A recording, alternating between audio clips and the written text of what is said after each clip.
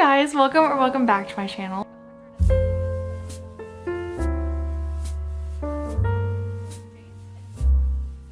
Please don't look at my bookshelves. That's gonna be like the 11th day of the bookmas. I have to do my bookshelves. But welcome to bookmas day 10. It's crazy that we only have 2 more left. It's going to be my 24 books of 2024. I did a 24 books of 2024 in the beginning of the year, but now we're coming down to talk about the actual books that I really liked and that kind of like left a mark on me. These are books that were either like 4-star or ones that were just like very meaningful, like 5 stars, 6 stars. So I was gonna do them in order, but I'm too lazy for that. So these are just all the 24 books that I really liked this year. And this list was kind of hard because I've only read 67 books this year, I believe. So putting it down to 24 is kind of hard because I already have like kind of like a limited list and that only leaves like 40 books that weren't. I don't know, maybe I'm just going crazy. So without further ado, we're just gonna get into this. We have a lot of books to talk about and not a lot of time because I gotta go work. Let's carry on. Sorry, I had to move that.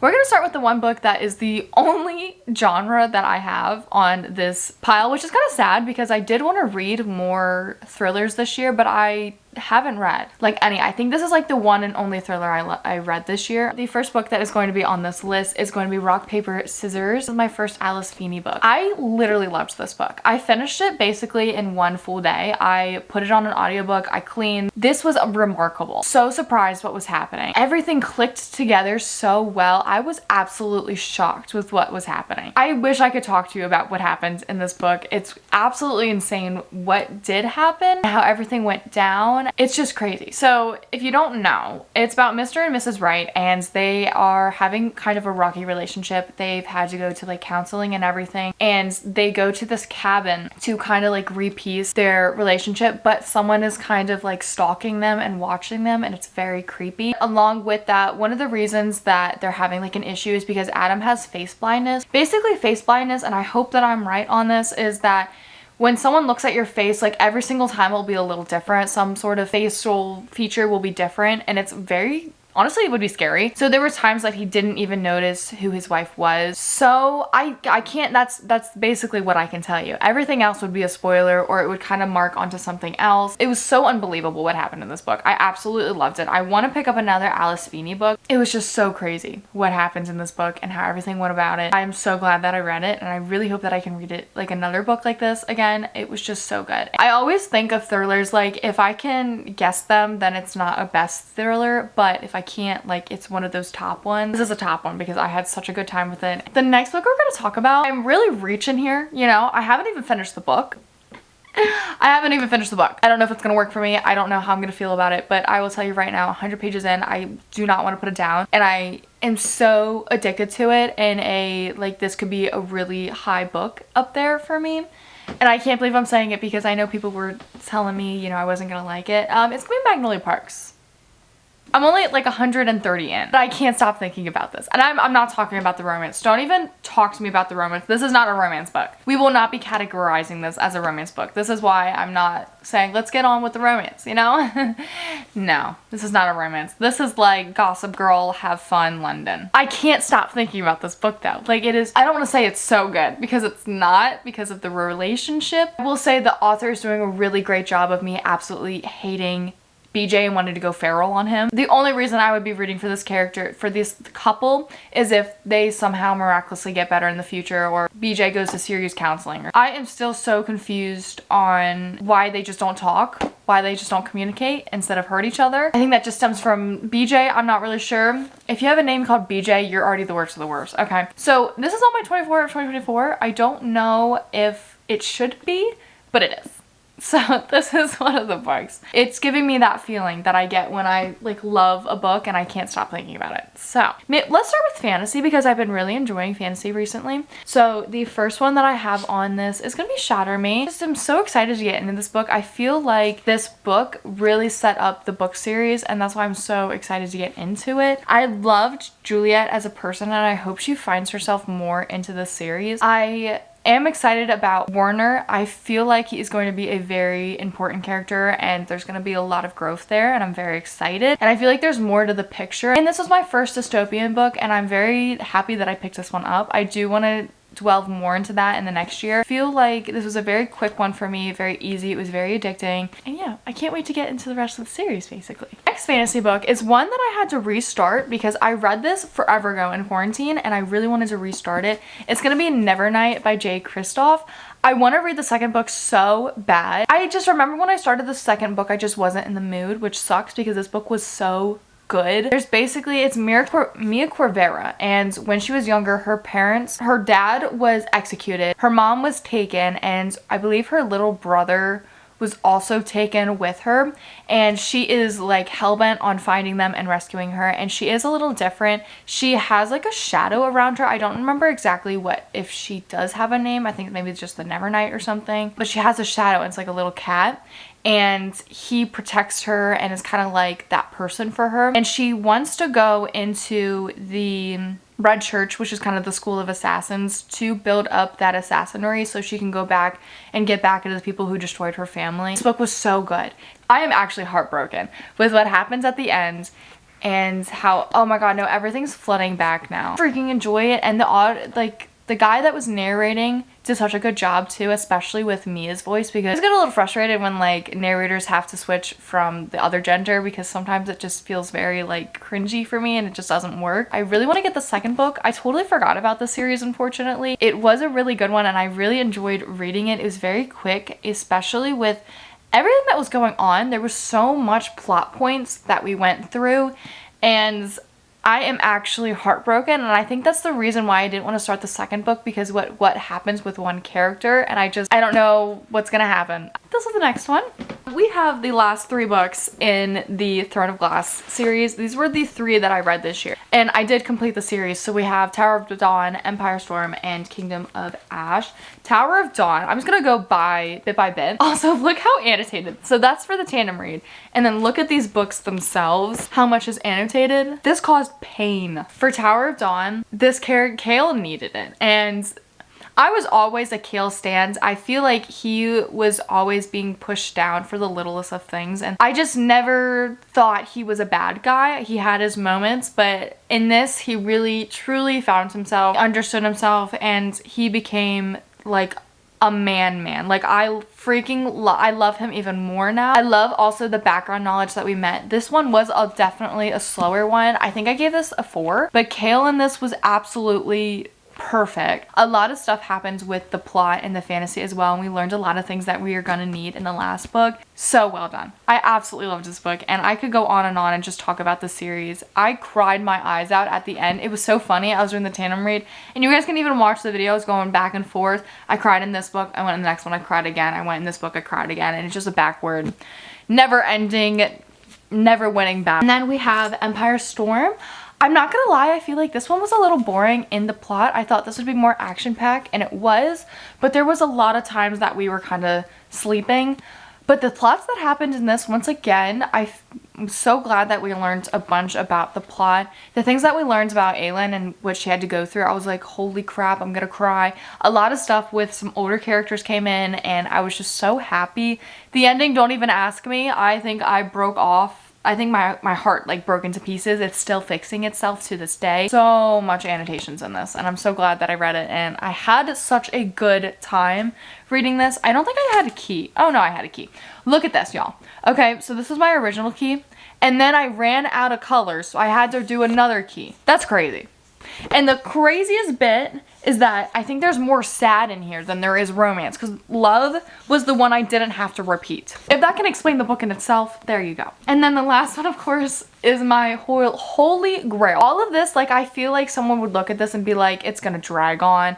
This book never dragged on. There was never a moment that you didn't have to be watching. There was never a moment that you could just daze off. Every single second meant something, whether it was something that was happening in the plot, a character development, just to like feel, you know, you were always feeling something in this book. And the ending, I'm surprised I didn't pass out, okay? I cried so much, I had no more tears left to cry. And I was just, everything that happened in this book, I think about these characters every single day. My TikTok reminds me every single day. I will do a reread one day, but right now I am still just dwelling in the past and loving this book bit by bit, because once again, so much pain and love and passion. And it wasn't everything that happened in this book. It wasn't even just Aelin who came to be. It was everyone. Everyone was loving this world and fighting for a better world. This was obviously my 6 star that you guys obviously know. And then we're gonna get into Cassandra Clare because I've been reading a lot of her books this year too, and I just had such a good time with her books. So the ones that I have right here, so I have City of Heavenly Fire. Because honestly there was a bit in the beginning it was just very slow, but the second half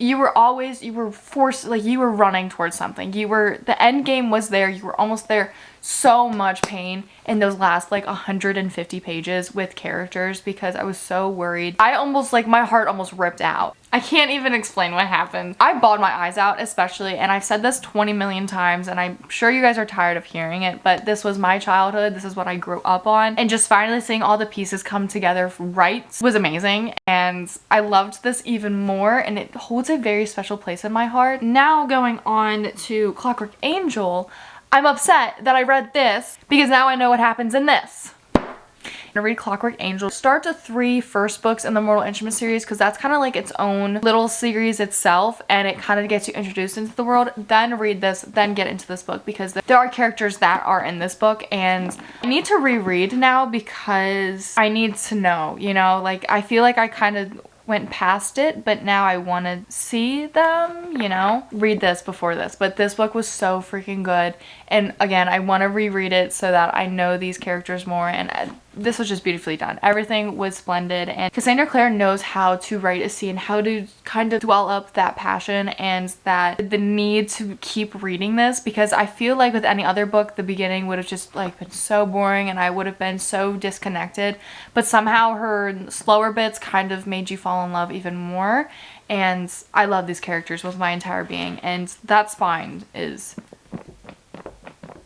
it's kind of satisfying. I wasn't excited for this series because it didn't have those characters in, and I was so upset, you know, because they're my babies. These are my babies as well.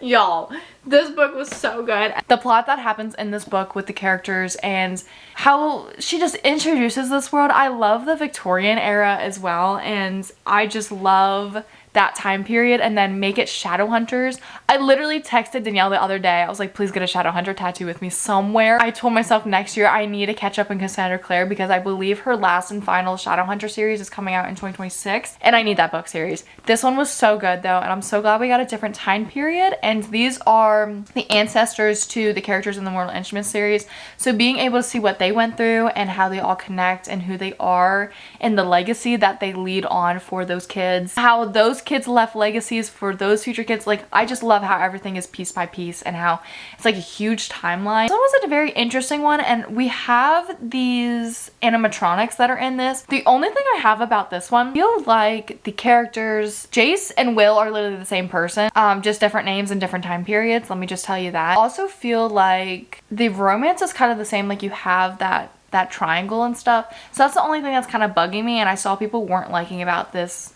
series for that. Either way though, I'm still entertained, I'm still in love, and I still love these characters even more, and I'm very excited because I only have the last book to go, and I'm scared. I will be crying. I know I'll be crying because everyone else has told me I'm gonna cry. So Hannah and I will be bringing the tissues and the chocolate, and if anyone wants to join, bring the wine.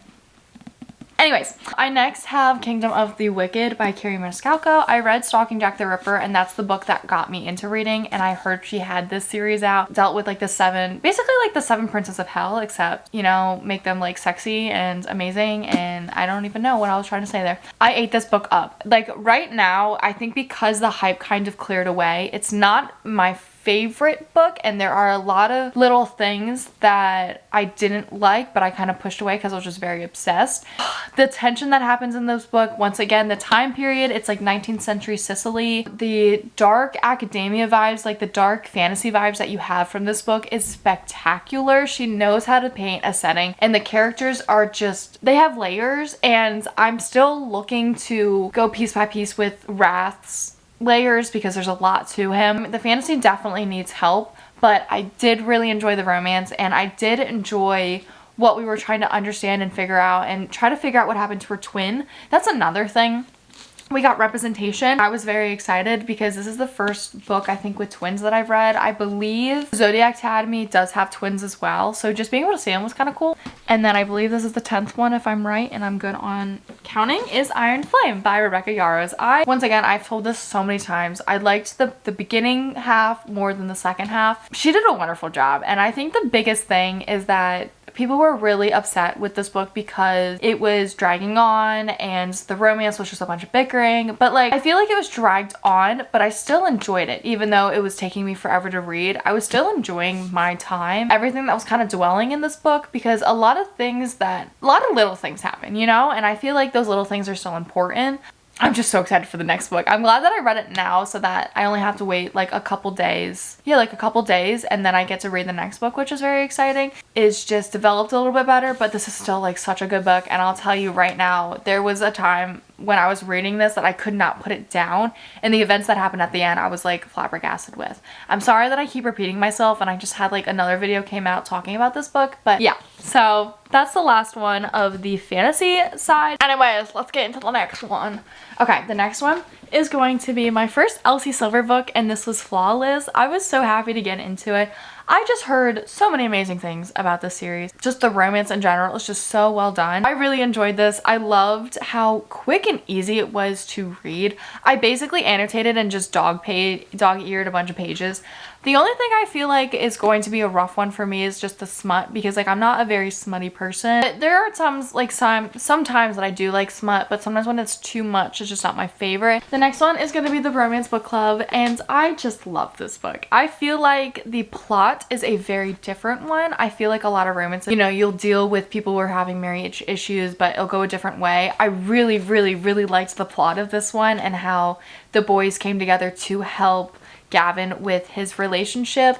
Not only that, I love that he took a step back, realized he was in the wrong, but wasn't in like a toxic masculinity. It was in a good, healthy way. I love when like a guy realizes he's imperfect and decides to be perfect for his wife and be there for her and understand that, you know, she needs her needs met. And I just love how their relationship came together and how they both forgived. And then on top of that, I love that you had the guys helping and that they were telling him like when he wasn't being a good man and stuff. And it was just fun. The next book is going to be Icebreakers. I've talked about Icebreakers way too many times. Let me just tell you one thing straight. It was fun. It had the college drama and the gossip was there, and I had such a good time with that. It was like an immature way that I just ate it up, and I was very entertained. And on top of that, I loved the idea that Anastasia had to work with Nate, and he was a hockey player and she's a figure skater. And also I loved how the guys protected her. Like that is my thing. I love when guys protect women. So just being able to see that, and she has like all these guys on her side. So many things. And Aaron can go F himself. Loved this book. And when I was doing my 2025 new releases, I was praying and hoping that Hannah Grace was going to say that another book in the Maple Hills was coming out. So far I haven't seen anything, so I'm really, really sad. But I'm hoping that maybe next year we'll get it or something, because I need one with either Xander or JJ. So those are my next ones that I really hope get a book. The Naturals, once again, is one that I've talked about so much this year. It was just so much fun. You know, if you can't concentrate during you have COVID and you're dying and you just want something to be entertained by and become your whole personality, read this book. This was so easy to get through, you know, like I thought it would be a lot with the whole mystery and stuff, but I was keeping it up. I was catching on. I was a detective myself and on the Natural team. Yeah, this was such a good book. It was very good. And I'm just so happy that I read it. It was just so much fun. And yeah, that's that. If I could put this entire series on this list, I would, but I feel like that's a little unfair. So I just picked my favorite book so far, which is the third one. It's the third one of Heartstopper. Again, I've talked too much, way too much of Nick and Charlie, but I will never stop. I fall in love with them, I feel like every single day. I just love this series. This series is so good. It is so cute and humanistic. I don't know what I'm trying to say right now. This book is everything. And I love this one specifically because you see Nick and Charlie have the romance of their life when they're just happy, falling in love, but then you also kind of have that turning point when things start to become a little bit more and you start to learn more of the characters. So we got like a good mix, and then you also got a mix of where Charlie stood up for himself and his love, and just the idea of just going to Paris with each other is so romantic and falling in love more. And Nick, oh, mon amour, oh, don't even, I'm gonna start blushing again. Again, I wish I could put the entire series on it. I really wish I could, but I can't, unfortunately. So, well, I make my own rules. So, Heartstopper for the win. Okay, the next one we're gonna talk about is This Summer Will Be Different by Carly Fortune. I loved this book. It was so good. I didn't like Meet Me at the Lake, so I was a little worried about this one and that maybe she was just like a one-hit author for me. This book was so good. I wish that I remembered more of it. No, I do now. Now looking at the back, I loved this. I read this so quick. I was going to my RV trip and I read like 200 on the bat. I was just so excited about this book and how it was going and how it was flowing. You got the past and the present of their relationship. It's like, it sounds like a very stupid thing to like have to hide it from your friends because like she doesn't want you guys to fall in love, but I feel like that's a serious thing, you know? Like you don't want to disrespect your friend, you don't want to go behind her back, and I totally get that, you know? So I'm glad that we kind of delved into that, and I'm glad that her friend was there for her and everything, and I'm just so glad that I read this, and I'm so excited for her next one to get out, guys. Next two are going to be same author, okay?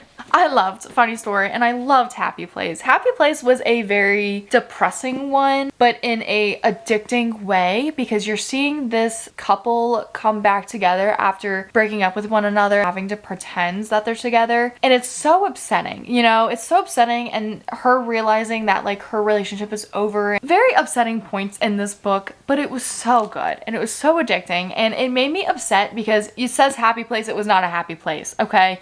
You had a lot of secrets during this time, and it was a bunch of friends coming together, and not only just them having, you know, fun and having relationships and everything, but them realizing that their friendship will change with time because unfortunately people get busy, people move away, and it's very hard to keep those relationships going, and it's very upsetting them having to realize that things are changing. But like just hearing it, knowing that other people have dealt with it where you thought you'd be friends forever and it just didn't work out, and like them also realizing that things are going to be changing, it's going to be a little harder to see each other. It's just like very upsetting, but it's a conversation that needs to be had. The next one is going to be Funny Story. Funny Story was so good. It was so fun. I read it during my readathon, so I feel like I didn't acknowledge what was happening enough because I was so tired. This book was so good though. I loved Daphne and I loved Miles, especially because the way that they just came together, you know, like she was hurting, he was hurting, and be like, well, why not just hurt together and we talk about it? Like, if you don't tell me that's the most healthiest thing to ever do, brilliant, you know? Like starting off your relationship as friends, saying like, you can come here and I'll support you, and I'll go there and you can support me, you know? That's the best thing you can do first. I love that they had this time together, and like, I love this photo too. It is the cutest thing too, and it just explains them the most. And I just love how we had the friends to lovers and how they enjoyed their summer together, and they just learned each other, and they dealt with family issues, and they were real, and they understood each other, and I just loved it. I'm glad that I read it, and I can't wait for Emily Henry's next book to come out. We have the last 4 books. So this one is going to be Love Redesigned by Lauren Asher. I loved this. I'm so glad that I tried a Lauren Asher book because I am officially obsessed with the Lakefront Billionaire series. I can't wait for the next one to come out. Her books do seem to drag on, but I still really like these books and how they go. Once again, this book was love. Like, I love that she makes her characters billionaires.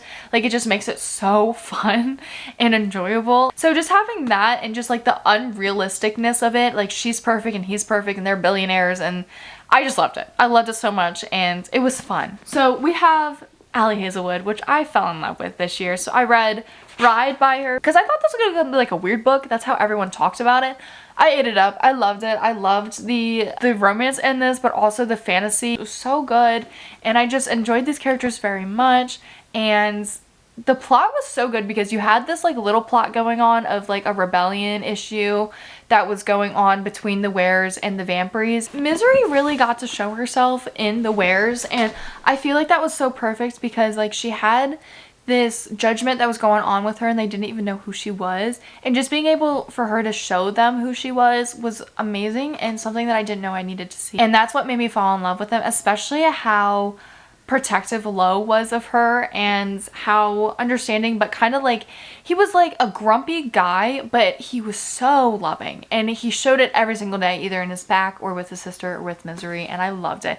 And then I have the 2 STEM series books. I think the thing that I like the most is that getting the knowledge of what happens in the STEM world with women. It was the biggest thing with here. You dealt with issues with harassment, but then you also deal with issues with judgment and people not hearing you, and I just seeing that come to light was something that I'm glad that I got to see.